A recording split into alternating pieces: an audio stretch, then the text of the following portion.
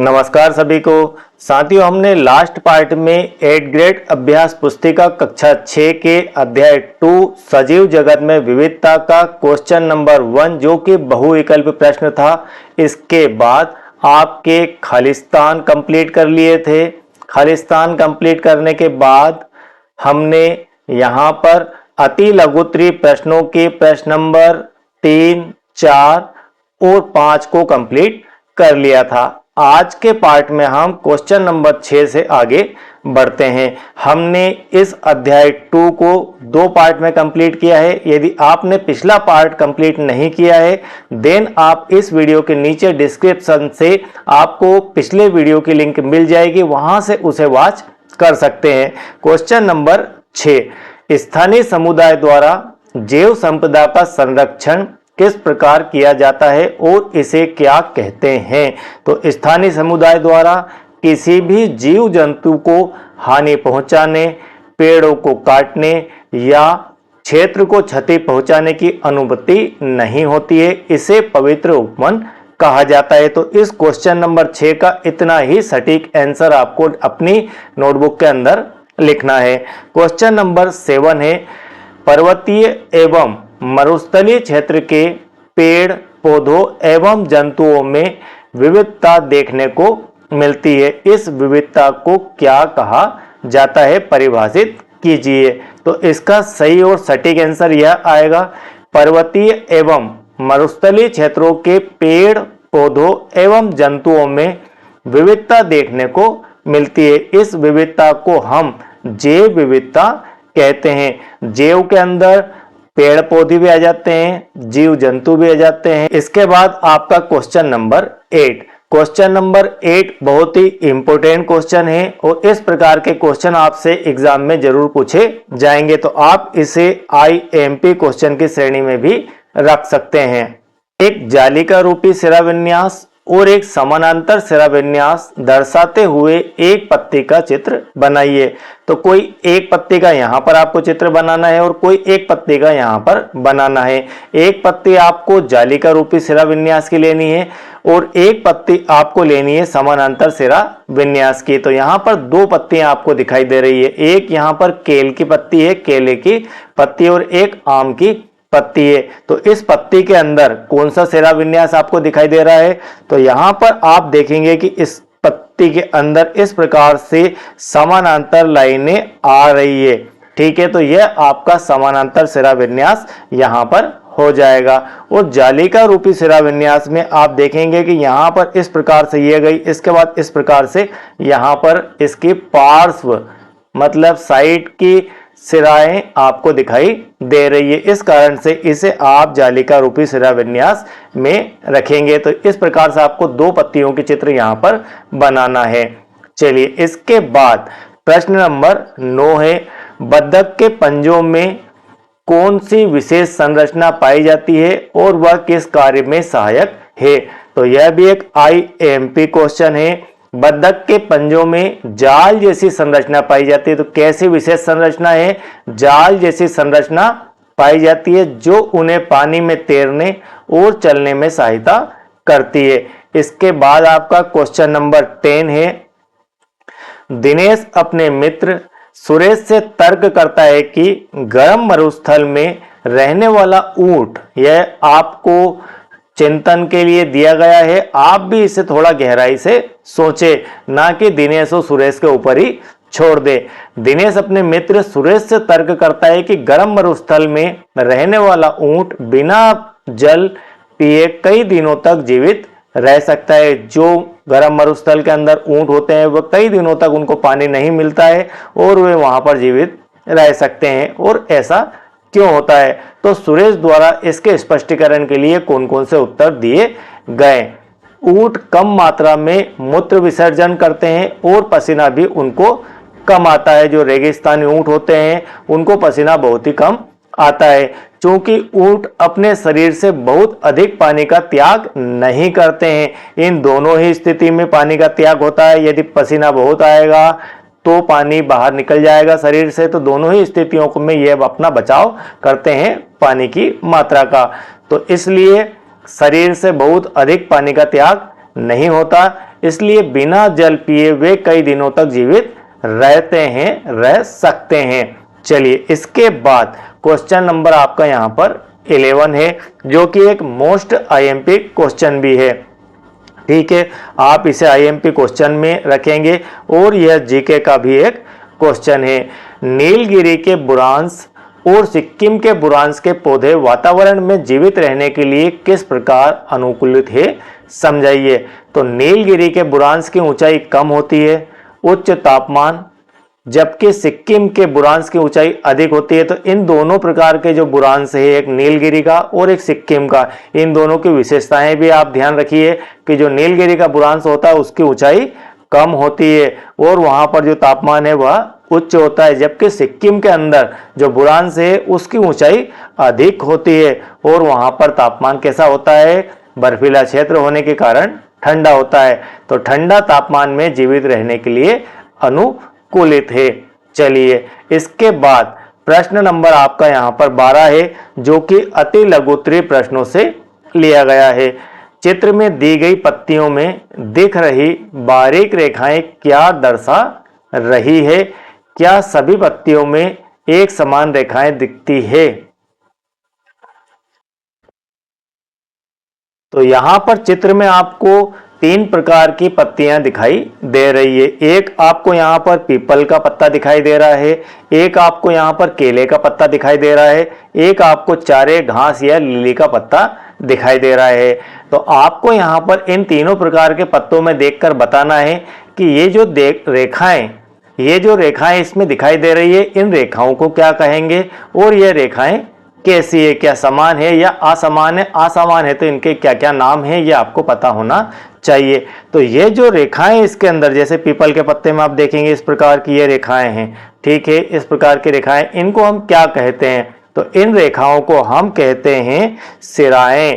तो पत्तियों में दिख रही, आपको यहाँ पर आंसर में लिखना है, पत्तियों में दिख रही बारीक पतली रेखाएं क्या कहलाती है? सिराएं कहलाती है। और सभी पत्तियों में सिराओं के अलग अलग पैटर्न होते हैं। तो यहाँ पर इस पैटर्न को क्या कहेंगे? इस पैटर्न को हम कहेंगे जालिका रूपी सिरा विन्यास। और यहाँ पर जो केले का पत्ता और घास का पत्ता दिखाई दे रहा है, ये दोनों के अंदर जो सिरा विन्यास है वह है समानांतर सिरा विन्यास, क्योंकि इसकी जो रेखाएं हैं समानांतर है। इस प्रकार की रेखाएं इसके अंदर दी गई है। और घास में आप देखेंगे तो इस प्रकार से रेखाएं आपको समानांतर दिखाई देगी। ठीक है, तो घास और केले के पत्ते को बड़े ही ध्यान से देख लेना, समझ लेना और याद रखना कि इनके अंदर जो विन्यास पाया जाता है वह आपका समानांतर सिरा विन्यास होता है। चलिए इसके बाद आपका यहाँ पर क्वेश्चन नंबर 13, यह भी एक आईएमपी क्वेश्चन ही है। रानी अपने मित्र मोहिनी के साथ खेत पर गई। वहां उसने खुरपी की सहायता से पेड़ की जड़ को नुकसान पहुंचाए बिना एक चने का पौधा और एक गेहूं का पौधा निकाला और दोनों प्रकार के पौधों का अवलोकन भी किया। आपके अनुसार उन्हें अवलोकन में जड़ें एवं पत्तियों का सिरा विन्यास किस प्रकार का दिखाई दिया? तो किसका पौधा निकाला उसने, ये पहले देखना है। चने का एक पौधा और एक गेहूं का पौधा निकाला। तो आपको गेहूं का पौधा और चने के पौधे का सिरा विन्यास पता होना चाहिए। और यदि आप खेती किसानी से जुड़े हैं, आसपास आपको चने का पौधा और गेहूं का पौधा देखने को मिल जाए तो आप भी उसे निकाल कर देख सकते हैं। अब इसके उत्तर में हम लिखेंगे, चने के पौधे की जड़ें मूसला जड़ें एवं पत्तियों में जाली रूपी सिरा विन्यास होता है। तो जो चना होता है, इस चने का सिरा विन्यास कैसा होता है? तो इसकी जो पत्तियां होती है इसके अंदर जालिका रूपी सिरा विन्यास होता है और इसकी जो जड़ें होती है वह मूसला जड़ें होती है। और इसके विपरीत गेहूं के पौधे की जड़ें जो है वह झकड़ा जड़ें होती है और इसकी पत्तियों के अंदर जो सिरा विन्यास पाया जाता है वह समानांतर सिरा विन्यास पाया जाता है। तो बस इतना ही आंसर आपको लिखना है और याद रखना है। इसके बाद आपका एक और महत्वपूर्ण क्वेश्चन नंबर 14, कक्षा शिक्षिका द्वारा बोर्ड पर तालिका में कुछ आंकड़े दिए गए हैं। आंकड़ों के समूह के आधार पर इन पौधों के उदाहरण का पता लगाइए और तालिका पूर्ण कर दिए गए प्रश्नों के उत्तर खोजिए। तो यहाँ पर आपको तालिका दी गई है, क्रमांक 1 और क्रमांक 2 समूह दिया गया है का और खा। बीज का प्रकार दिया गया है कि यह बीज कैसा है, का वाला द्विबीज पत्री है और खा वाला एक बीज पत्री है। अब का वाले के अंदर जो द्विबीज पत्री है उसकी जो जड़ें हैं वो मूसला जड़ें हैं और खा वाले की जो जड़ें हैं वो झिकड़ा जड़ें हैं। अब आपको यहाँ पर उदाहरण देना है इनके कि इनके क्या उदाहरण हो सकते हैं, मतलब जिसकी बीज पत्री द्विबीज पत्री हो, जिसकी जड़ें मूसला जड़ें हो, उस पौधे का आपको नाम बताना है। तो उस पौधे का नाम होता है चना, चने का पौधा, और यह पौधा आपका मक्के का पौधा होता है। तो और इस प्रकार समूह का और खा में बीज का प्रकार और जड़ का प्रकार देखकर आपको उसका एक एक उदाहरण यहाँ पर लिखना है। इसके अलावा भी कई उदाहरण यहाँ पर हो सकते हैं। चलिए, इसके बाद आप यहाँ पर उत्तर में जो है इस प्रकार से लिखेंगे, चने के पौधे की जड़ें मूसला जड़ें एवं पत्तियों में जालिका रूपी सिरा विन्यास होता है। तो यहाँ पर आपको यह पता करने के लिए भी दिया गया है कि इसके अंदर कैसा सिरा विन्यास होता है। तो यहाँ पर चने के पौधे के अंदर मूसला जड़ें और पत्तियों के अंदर जालिका रूपी सिरा विन्यास होता है, जबकि मक्का के पौधों की जो जड़ें हैं वो झकड़ा जड़ें होती है और इनके अंदर समानांतर सिरा विन्यास पाया जाता है। इतना ही भर आपको यहाँ पर लिखना है। चलिए, इसके बाद प्रश्न नंबर 15, मूसला जड़तंत्र एवं झकड़ा जड़तंत्र को दर्शाते हुए नामांकित चित्र बनाइए। आपको यहाँ पर दो चित्र बनाना है। तो इस प्रकार के ये चित्र आपको यहाँ पर लेना है। एक आप ले लीजिए सरसों के पौधे का मूसला जड़तंत्र, जो कि आपकी बुक के अंदर दिया गया है। ये आसानी से आप कॉपी कर सकते हैं। इसके बाद सामान्य घास के पौधे में झकड़ा जड़तंत्र होता है। तो यहाँ पर आपको जो चित्र दिया गया है यह भी आपकी बुक से ही लिया गया है। ये दोनों चित्र आपको यहाँ पर बनाना है। चलिए, इसके बाद प्रश्न नंबर 16, क्या सभी बीज एक जैसे होते हैं? क्या किसी पौधे के बीज, जड़ों के प्रकार, पत्ती के सिरा विन्यास में परस्पर संबंध होता है? उदाहरण सहित समझाइए। द्विबीजीय पौधे में जालिका रूपी सिरा विन्यास और मूसला जड़तंत्र होता है, जबकि एक बीजीय पौधे में समानांतर सिरा विन्यास और झकड़ा जड़तंत्र होता है। इतना ही भर आपको यहाँ पर लिख देना है। चलिए, इसके बाद प्रश्न नंबर 17, शिक्षक ने स्कूल के कार्यक्रम के दौरान एक छात्र को सेम यानी कि बल्लर एवं दूसरे छात्र को तरबूज बनाया। अब सेम तरबूज से पूछती है कि तुम्हें विसर्पी लता समूह में क्यों रखा गया है, मुझे आरोही लता समूह में क्यों रखा गया है, यह आपको बताना है। तो इसका उत्तर है, सेम के तने दुर्बल होते हैं। सेम यानी कि बल्लर का जो तना होता है वह दुर्बल होता है और उनको चढ़ने और बढ़ने के लिए सहारे की आवश्यकता होती है। तो वन वर्ड में ही आपको, वन लाइन में ही याद रखना है कि जिन पौधों को चढ़ने और बढ़ने के लिए किसी और सहारे की आवश्यकता होती है उसे हम आरोही लता समूह के अंदर रखते हैं, जबकि तरबूज भूमि की सतह पर फैलकर बढ़ते हैं, इसलिए इनको विसर्पी लता समूह में रखा जाता है। तो इस प्रकार से यह आपका सही उत्तर हो जाएगा। चलिए, इसके बाद प्रश्न नंबर 18, राजस्थान का रहने वाला मानस अपने माँ पिताजी के साथ लद्दाख घूमने गया। उसने वहां 2 कुबड़ वाला ऊंट देखा। आपने शायद कभी देखा हो 2 कुबड़ वाला ऊंट, तो बिल्कुल 2 कुबड़ वाला ऊंट भी होता है। आपको आपकी बुक के अंदर इसका चित्र भी दिया गया है। उसने अपने पिताजी से पूछा कि अपने यहाँ के ऊंट में तो एक ही कुबड़ होती है, लद्दाख के ऊंट में 2 कुबड़ क्यों पाई जाती है? तो इसका सही आंसर यह हो जाएगा, ठंडे मरुस्थलों में पाए जाने वाले ऊंटों में 2 कुबड़ होते हैं, क्योंकि ठंडे मरुस्थल में अधिक भोजन उपलब्ध नहीं होता है और उस समय उन्हें कुबड़ों में संचित भोजन का उपयोग करना पड़ता है।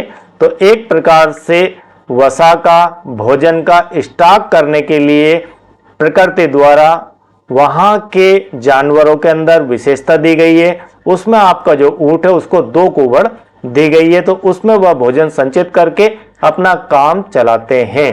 चलिए इसके बाद प्रश्न नंबर 19 जो कि एक दीर्घ उत्तरीय प्रश्न है।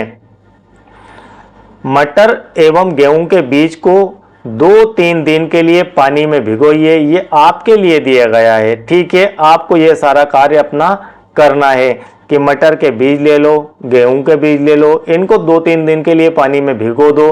बीजों का आवरण हटाकर बीजों की संरचना को देखना है। अब मटर और गेहूं के बीज के संरचना का आपको क्या करना है, अवलोकन करना है। क्या वे समान है अथवा भिन्न है, विस्तार पूर्वक समझाइए। तो यहाँ पर जितनी जगह दी गई है उतनी जगह में ही आपको विस्तार पूर्वक समझाना भी है और चित्र भी बनाना है। तो इसको आप इस प्रकार से लिखेंगे और आप यह देखेंगे भी अपने अवलोकन के दौरान। मटर एवं गेहूं के बीज पानी में भिगोने एवं उनका आवरण हटाने के बाद उनकी संरचना में कुछ महत्वपूर्ण अंतर आपको दिखाई देते हैं। मटर एक द्विबीजीय बीजपत्र है जबकि गेहूं एक बीजीय बीजपत्र है।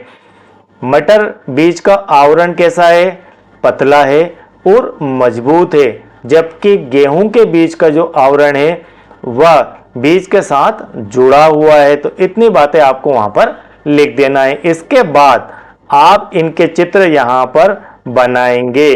जो भी आप देखेंगे वह आपको यहां पर अवलोकन के बाद बनाना है, ठीक है। ये जगह मैंने आपके लिए सुरक्षित छोड़ दी है। अब प्रश्न नंबर 20, एक क्षेत्र की जैव विविधता अन्य क्षेत्रों की जैव विविधता से अलग क्यों होती है? मरुस्थलीय एवं पर्वतीय क्षेत्रों में पाए जाने वाले पादपों पौधों को आधार बनाकर समझाइए। तो इसका सही आंसर आपका यह हो जाएगा कि मरुस्थलीय क्षेत्रों में बहुत कम जल, जो क्षेत्र मरुस्थलीय क्षेत्र होते हैं उनके अंदर जल की मात्रा कम होती है। मरुस्थल दिन में अत्यधिक गर्म होते हैं और रात्रि में अत्यधिक ठंडे हो जाते हैं। इसलिए आपको इन क्षेत्रों में ऐसे पौधे देखने को मिलेंगे जो दिन के समय अत्यधिक गर्मी और रात्रि के समय अत्यधिक ठंड वाली परिस्थितियों में रह सकते हैं। तो वे इन परिस्थितियों में अनुकूलित रहते हैं। बहुत ठंडे पर्वतीय क्षेत्रों में प्रायः हिमपात होता है, बर्फ गिरती है। ऐसी परिस्थितियों में जीवित रहने के लिए वृक्षों की बनावट ऐसी होती है कि उन पर बर्फ टिकती नहीं बल्कि आसानी से फिसल जाती है।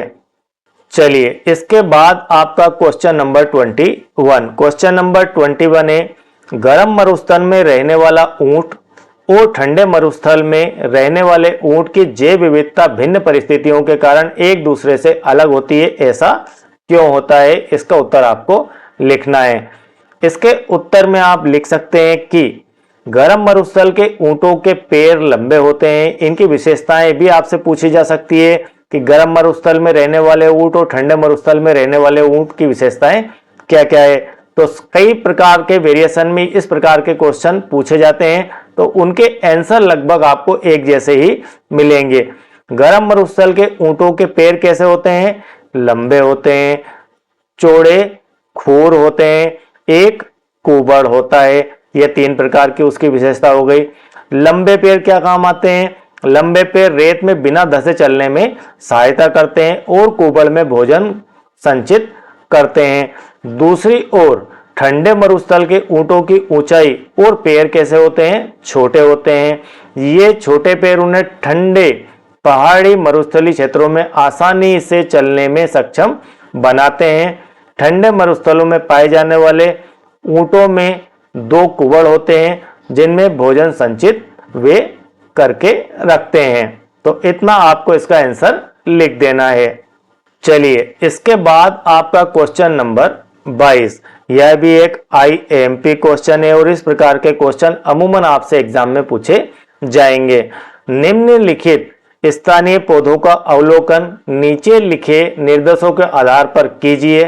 नीम, तुलसी, आम, बबूल, आंवला, केला और गुड़हल। क्या क्या यहाँ पर ध्यान रखना है उनके बारे में? बीज की प्रकृति कैसी है, जड़ तंत्र, चने की प्रकृति, सिरा विन्यास, अन्य विशेष लक्षण। तो यहाँ पर आपको इस प्रकार की एक टेबल बनाना है।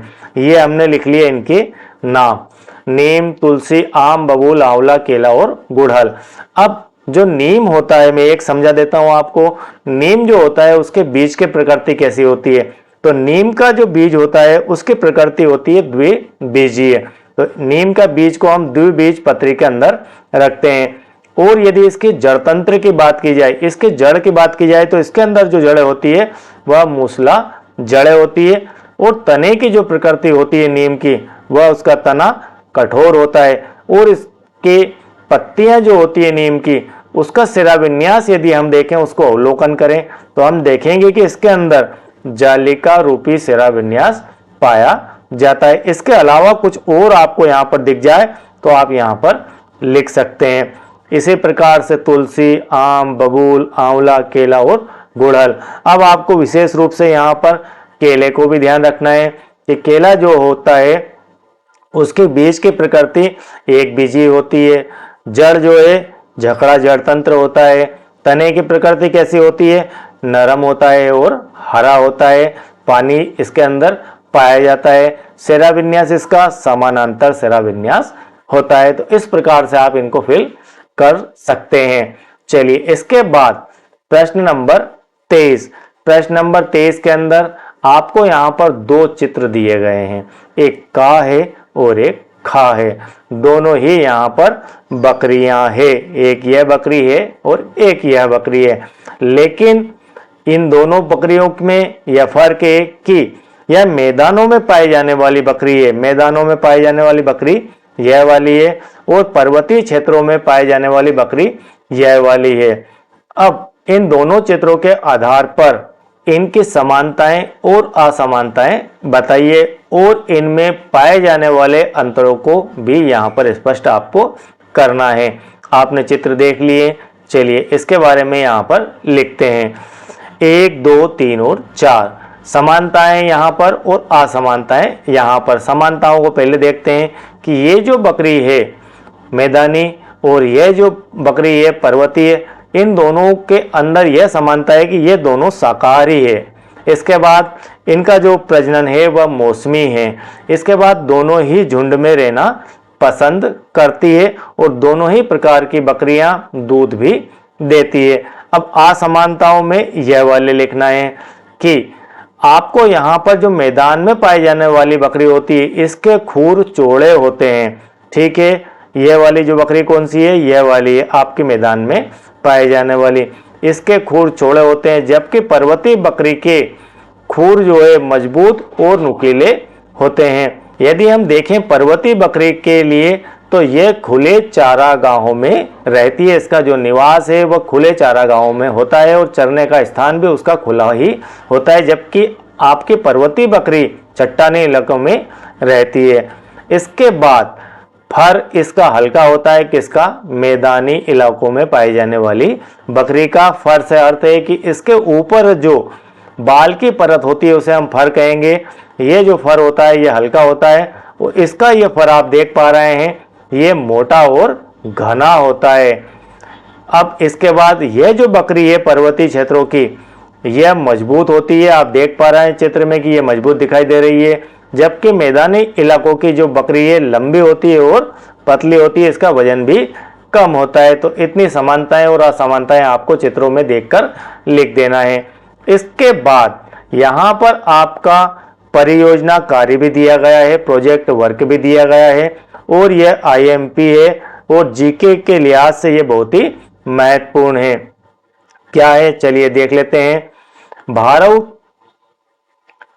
भारत की जैव विविधता के संरक्षण की दिशा में काम करने वाले भारतीय वैज्ञानिकों वन्य जीव विज्ञानी की सूची तैयार कीजिए और उनके द्वारा किए गए कार्य का संक्षिप्त उल्लेख भी आपको करना है।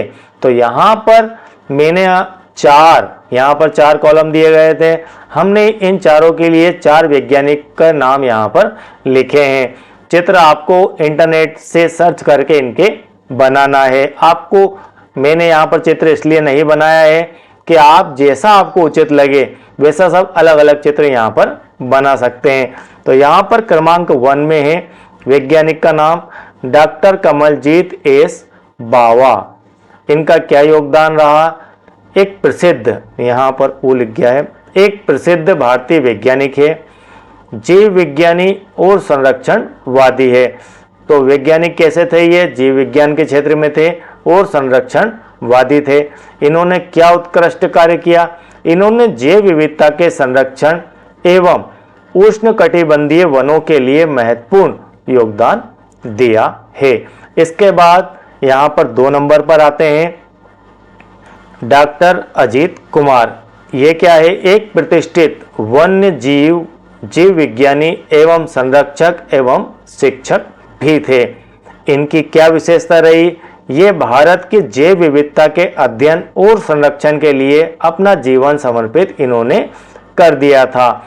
चलिए, इसके बाद तीसरे नंबर पर बात आती है डॉक्टर एन अनिल कुमार। एक प्रसिद्ध भारतीय वनस्पति शास्त्री थे। साथ में वन्य जीवों, विशेष रूप से हाथियों पर उनके काम के लिए उन्हें जाना जाता है। और चौथे नंबर पर आते हैं आपके बिली अर्जुन सिंह। एक भारतीय शिकारी से लेखक और संरक्षणवादी यह बाद में बने। भारत में बाघों और तेंदुओं को कैद से निकालकर जंगल में वापस लाने की कोशिश करने वाले यह पहले व्यक्ति थे। तो इनके बाद भी कई लोग हो सकते हैं, लेकिन जो महत्वपूर्ण है वे चारों मैंने यहाँ पर आपको दिखाए हैं। इसके बाद आपको प्रोजेक्ट 2 दिया गया है कि अपने दादा दादी से चर्चा कर विभिन्न प्रकार के पौधे और जंतुओं को खोजिए। कैसे खोजना है? जो कि दादा दादी के समय दिखाई देते थे, पुराने समय में थे, परंतु वर्तमान में आज के समय में कम अथवा नहीं दिखाई देते हैं। तो ऐसे कई पौधे हैं जो पहले थे आज नहीं है। ऐसे कई जानवर हैं जो पहले थे आज नहीं है। तो ऐसे पौधे एवं जंतुओं के चित्र एकत्रित कर आपको बुक तैयार करना है और कुछ लिखना भी है। तो हम यहाँ पर लिखते हैं इसके उत्तर में कि पुराने समय में पाए जाने वाले लेकिन वर्तमान में कम या बिल्कुल नहीं दिखने वाले पौधे एवं जानवरों में कुछ विशेष हो सकते हैं। उनको मैंने यहाँ पर लिख दिया है। डोडो पक्षी, डायनासोर, मेमथ, स्माइलोडन जिसे आप दांतेदार बाघ भी कहते हैं, और विशालकाय कछुए शामिल है। पौधों में क्या क्या हो सकते हैं? डायनासोर के समय के कई फर्न और जिम्नोस्पर्म अब कम पाए जाते हैं, जैसे कि वुल्फिया। तो इस प्रकार के ये इंग्लिश नेम है आपके इन पौधे और जंतुओं के। अब यहाँ पर आपको चित्र भी दिखाई दे रहे हैं। ये जो चित्र है बहुत ही महत्वपूर्ण चित्र है। ये पहले थे और अब नहीं है। इसके बाद ये वाला जो हाथी है यह भी पहले था आज नहीं है। यह आपका डायनासोर है, ये पहले थे आज नहीं है। वुल्फिया भी पहले थे आज नहीं है। तो इस प्रकार से आपको ये 4 चित्र भी अपनी कॉपी में बना लेना है और इन चारों चित्रों को आप ध्यान से देख लें, समझ लें और इंटरनेट पर इनके बारे में जानकारी भी कलेक्ट कर सकते हैं। चलिए, इसके बाद एक और आईएमपी और एक और जीके का महत्वपूर्ण क्वेश्चन है यहाँ पर, और यह प्रोजेक्ट के रूप में आपको दिया गया है कि भारत सरकार ने जैव विविधता के संरक्षण के लिए बाघ परियोजना की तरह अन्य कौन कौन सी परियोजनाएं संचालित की है? पता लगाइए और तालिका पूर्ण कीजिए। तो यहाँ पर आपको यह टेबल दी गई है, इसे आपको फिल करना है। क्रमांक में पहले नंबर पर परियोजना का नाम प्रोजेक्ट टाइगर परियोजना। लागू करने का समय 1973। परियोजना का क्या उद्देश्य था? प्रोजेक्ट टाइगर का बाघों का संरक्षण। और भारत सरकार द्वारा किया गया इस प्रोजेक्ट के लिए विशेष कार्य या प्रयास, तो उसमें हम लिख सकते हैं 58 बाघ अभ्यारण्य नामित किए गए, नए बनाए गए। चलिए, इसके बाद सेकंड पर है आपका प्रोजेक्ट स्नो लेपर्ड और इसे लागू करने का समय 2009 है। परियोजना का उद्देश्य है हिम तेंदुओं का संरक्षण करना। और भारत सरकार द्वारा क्या किया गया? हिम तेंदुओं के महत्व के बारे में जागरूकता लोगों में फैलाई गई, या उसकी जागरूकता के लिए सरकार ने काम किया कि इन्हें हमें संरक्षित करना है। नेक्स्ट है भारतीय गैंडा विजन 2020। इसे लागू करने का समय 2020 है और 2020 तक असम के 7 संरक्षित क्षेत्रों में गैंडों की आबादी को 3000 तक पहुंचाना इसका लक्ष्य था और यह लक्ष्य उन्होंने पूरा भी किया। चलिए इसके बाद यहाँ पर चौथा पॉइंट है प्रोजेक्ट हंगुल। 1970 में ये एक आईएमपी प्रोजेक्ट था और 1970 में इसे लागू किया गया। इसमें हंगुल की रक्षा करना इसका उद्देश्य था और 1980 तक परियोजनाओं के प्रयासों के कारण हंगुल की आबादी 340 तक बढ़ गई थी। तो ये हमारे जीव है, दुर्लभ जीव है, इनका संरक्षण हमारा सबका दायित्व है। इसके बाद कस्तूरी मृग परियोजना 1970 में लागू की गई। इसका उद्देश्य था कस्तूरी मृगों का संरक्षण करना और सरकार द्वारा क्या कदम उठाए गए, क्या विशेष कार्य किए गए, तो अवैध शिकार और व्यापार को रोकने के लिए अंतर्राष्ट्रीय समझौते यहाँ पर किए गए। तो इस प्रकार से ये आपका अध्याय 2 सजीव जगत में विविधता का कार्य कंप्लीट होता है। आई होप कि यह बिल्कुल क्लियर आपको समझ में आ गया होगा। और साथियों, यदि आप चैनल के साथ नए हैं, मुझे पहली बार देख रहे हैं, सुन रहे हैं और आपने अब तक चैनल को सब्सक्राइब नहीं किया है तो चैनल को सब्सक्राइब कीजिए। वीडियो बेहतर लगे तो लाइक कीजिए और सोशल साइंस और साइंस के और भी वीडियोस 8th ग्रेड संबंधी आप देखना चाहते हैं, गणित प्रकाश पढ़ना चाहते हैं, तो उन वीडियोस के लिए लिंक आपको नीचे डिस्क्रिप्शन में देखने को मिल जाएगी। वहां से उन्हें आप वॉच कर सकते हैं। Thank you very much.